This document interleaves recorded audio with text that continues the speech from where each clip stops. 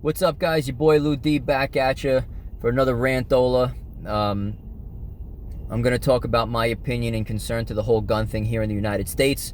I'm not going to get into the wording of the Second Amendment and how it may or may not apply. And I'm not going to get into firearm type, accessory type, magazine capacity, caliber, or rates of fire. I'm going to go back to the super basics, because when you go back to basics, when you go and handle the fundamentals,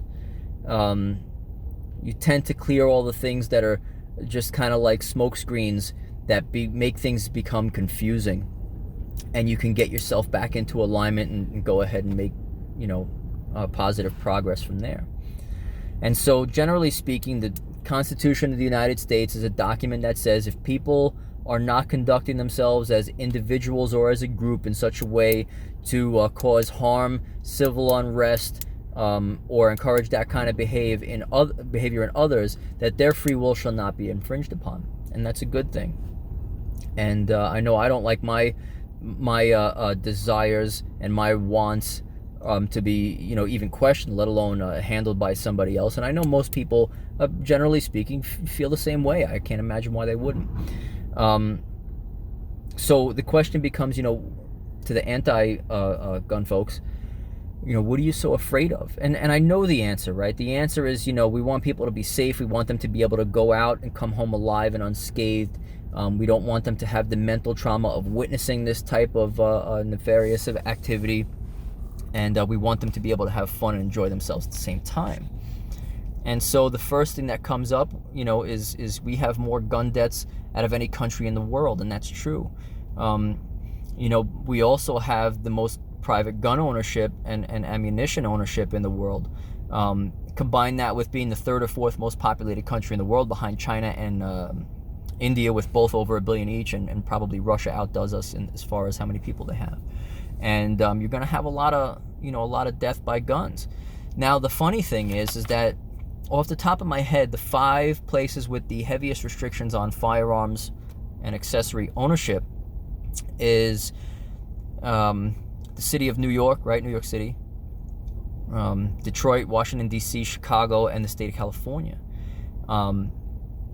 Funny enough, those heavily restricted areas in a lot of cases are also the same places that have the highest amount of death by firearm in the country. So I think that kind of speaks to the negative as far as what it is that, firearm regulation actually does. And, if we're going to talk about numbers, then all the numbers have to matter. And we have to think about how that applies, not just the fact that there's a number there. Funny enough, if you take Chicago and Detroit out of the equation, we go down to the bottom 5 in the world as far as, countries with the most gun deaths in the world every year. That's how safe our society is, right? I mean, the United States is a super safe place. So I think that, the idea that people might have what they want isn't necessarily the problem. I don't think that people owning certain small arms, be they pistols, rifles, or shotguns, is the big deal, although the politicians would have you believe otherwise. But don't forget that their job is to leverage you so that you go out and vote for them, so they can either get in power or stay there. Because, let's face it, if they can't divide us on issues and have us infight, then there's no reason for the different parties to exist. The old divide and conquer game is a really nefarious one that they play on the people, and it's kind of sad that people buy into it so hard. And then, if you are worried about particular pistol types, caliber types, magazine capacities, rates of fire, and things like that, you gotta remember too that, even though it's slim to none in the first place that people are going to go out and conduct nefarious activity by way of firearm, and that it's even less likely that people are going to use heavy equipment to do that stuff, it is true that people actually do have the legal ability to own, and do actually own, serious heavy equipment when it comes to things that go bang. People own artillery cannons that can throw 100 pounds worth of explosive to distances as great as 6 and 8 miles. They own mortar systems, they own rockets, they own bazookas, and they own tanks, fully functional. and they go to ranges that are large enough to encompass, what happens at the receiving end of the ammunition that gets thrown, and they just want to go out and see something go off, in the way of seeing something go boom. Even California, right, very restrictive state when it comes to firearms. They granted Arnold Schwarzenegger the ability to have a tank. The man owns a tank. And, we can't automatically assume that because people have this stuff that they're going to eventually become criminals, or that it's going to be stolen or loaned to somebody who's going to do some kind of, a nefarious activity. That's the presumption of guilt before innocence, which kind of seems to be the way things are going these days. Nobody seems to care about waiting for all the facts to come out. So again, what are you so worried about?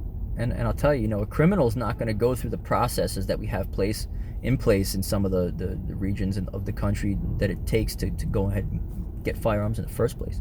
Living here, being born and generally raised in New York City, it's a pretty difficult process to get through, and the waiting periods are very long to get firearms licenses.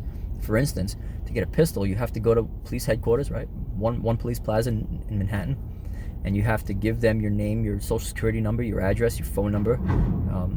They take your fingerprints. All this costs money, of course. They take a picture of you, and they process it through their system to see if you're a criminal of any type, and then from there they have the discretion on whether or not to grant you or deny you that license, with no refund, of course, of the monies that you already paid. And then after you get approved, you have to go to a licensed dealer within the 5 boroughs, unless you have authorization from regions outside the 5 boroughs of New York City, being New York State, New Jersey, or Long Island. And to get that permission from those regions, you have to spend money also. And you have to present your IDs and licenses to those people. They put the firearm make, model, and serial number and caliber size into their computer systems. Then you have to go back to one police plaza where they also annotate make, model, serial number, and caliber into their systems. I don't know a criminal in the world that would go through all that so that the police would have an easier time connecting them with a firearm used in a crime, and then having the greater ability to come and find them and that firearm because it's supposed to be at that particular residence, based on the paperwork. I can't imagine them approving the licenses at all, let alone. And so those people aren't going to go through the system. They're just going to go get from wherever they can, and considering there's, all these other guns around, and all this other ammunition around, if it was such a crisis, the streets would be rivers of red running, from north to south and east to west, pouring out of the bodies of dead countrymen at the hands of other citizens. And that's certainly not the case. So again, the question is, what are you guys so worried about? I just don't see how the piece of equipment is the problem. I do believe that there is a problem that contributes to, mass shooters, and when that stuff kind of really started to spike in the mid-90s. The first one that I can remember in my lifetime being a big thing was Columbine High School, and then from there it only rose. Isolated incidents that are extremely unfortunate, and I think that has more to do with the mental health crisis in our country that we do a piss poor job as a nation of addressing, to get these people help, to bring them back to a state of mind where they can conduct themselves comfortably and happily in society, and connect with other people. I think that leads to the medication and over-medication of people, which I think is also no good, considering that a lot of these medications are even advertised on TV to cure your depression, but it can give you, suicidal thoughts and things like that. And so that's certainly not good. And that's, of course, something that we could talk about in a different video. So at the end of the day, I don't think it's the piece of equipment. I don't think any of it matters. But what I do think is that, for generally speaking, people got to mind their own fucking business, in concern to what it is that others have, and as far as you guys who say that, just want to know where it is, again, if you're a private citizen, it's none of your business. And as far as, law enforcement, it doesn't help either, because that just gives them a greater ability to track you down if they want to go ahead and take them away. And as far as the criminal is concerned, if I have 20 guns, you take 20 guns, how many guns do I have? Well, I still have 20 guns because I didn't tell you about all of them.